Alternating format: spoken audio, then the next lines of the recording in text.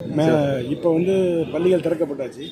இப்போ மாணவர்கள் படியில் தூங்கி பயணம் செய்கிற நிலை இருக்குது. எல்லா பேருந்துகளிலும் மாற்றி அமைக்கப்பட்டு கதவுகள் போடப்படுறதா சொன்னாங்க. அதே மாதிரி தானியங்கி கதவு இதை பொருத்தப்பட்டிருக்கோமா அனைத்து பேருந்துகளுக்கும், பழைய பேருந்துகளுக்கும் பண்ணுறோமா? பழைய ஏற்கனவே புதிதாக வருகின்ற பேருந்துகளில் தானியங்கி கதவிகளோடு தான் வர ஆரம்பித்திருக்கின்றன. பழைய பேருந்துகளில் கதவுகள் இல்லாத பேருந்துகளை தேர்ந்தெடுத்து கதவுகள் பொருத்துகின்ற பணி துவங்கி இருக்கிறது. அந்த பணிகள் விரைவாக செய்வதற்கு அதிகாரிகளுக்கு அறிவுரை வழங்கியிருக்கின்றோம். அதே போல் மாணவர்களுடைய பஸ் பாஸ் வருகின்ற வரை பழைய பஸ் பாஸை அவர்கள் பயன்படுத்துவதற்கும், அதே போல் அவர்கள் அணிந்திருக்கின்ற சீருடையை வைத்தும் அவர்கள் பயணிப்பதற்கு போக்குவரத்து கழக அலுவலர்கள் அதற்கு அனுமதிப்பதற்கான அறிவுரை வழங்கப்பட்டிருக்கிறது. அதேபோல் போக்குவரத்து கழகத்தின் மேலாண் இயக்குநர்களுக்கு பள்ளிகள் திறக்கப்பட்டிருக்கின்ற சூழலில் எல்லா இடங்களிலும் அதனை கண்காணிப்பதற்கு எங்கெல்லாம் மாணவர்கள் கூடுதலாக பள்ளிகளில் சேர்ந்திருக்கிறார்கள் என்பதை கணக்கிலே கொள்வதற்கும் அறிவுரை வழங்கப்பட்டிருக்கிறது. எனவே மாணவர்களுடைய பயணம் பிரச்சனை இல்லாமல் போக்குவரத்து தொழிலாளர்கள் வந்து இந்த மாணவர்களை ஏற்றி செல்லும் பொழுது படியில் தொங்கி போகிறது, டிரைவர் கண்டக்டர் தகராறு ஈடுபடுறது, அடிக்கிறது கூட தாக்குதல் நடக்கிற சம்பவங்கள்லாம் நடந்துகிட்ருக்கு.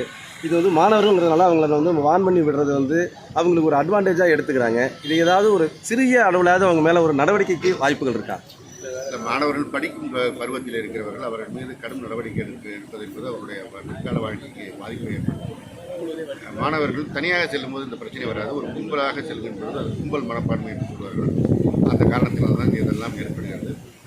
அங்கங்கே போக்குவரத்து அலுவலர்கள், பள்ளி தலைமை ஆசிரியர் மற்றும் அலுவலர்கள், அதே போல் இருப்புத்துறை போக்குவரத்து அலுவலர்கள் ஆர்டிஓக்கள் போன்றவர்கள் மூலமாக இதனை கட்டுப்படுத்தி நடவடிக்கை எடுப்பதற்கு அறிவுரை வழங்கப்பட்டது. இப்போ சென்னையில் வந்து பேருந்து நிறுத்தத்தில் வந்து பேருந்து வருவதை முன்கூட்டியே அறிவிப்பு பலகை வச்சிருக்கு.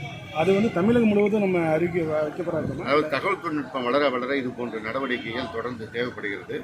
முதற்கட்டமாக சென்னையில் இந்த நடவடிக்கை எடுக்கப்படுகிறது. காரணம், அங்கே இருக்கின்ற பேருந்துகள் 3000 பேருந்து, அந்த பேருந்துகளில் ஜிபிஎஸ் பொருத்தப்பட்டு ஏற்கனவே கண்காணிக்கப்பட்டு வருகிறது. அதை ஒட்டி சென்னை மாநகர வளர்ச்சி குழுமத்தின் சார்பாகவும் உலக வங்கி உதவியோடும் இந்த திட்டம் அங்கே பரிச்சார்த்த முறையில் துவங்கப்படுகிறது.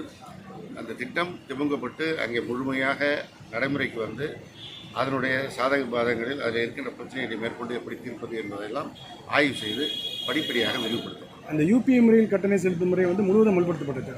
சென்னை மாநகர போக்குவரத்து இடங்களில் எல்லா பேருந்துகளிலும் அது நடைமுறைப்படுத்தப்படுகிறது. அதில் முதற்கட்டமாக சில இடங்களில் தொழில்நுட்ப கோளாறு வந்தபோது இப்பொழுது கூடுதலாக அந்த டிக்கெட் வழங்கும் மிஷின் வைக்கப்பட்டிருக்கிறது.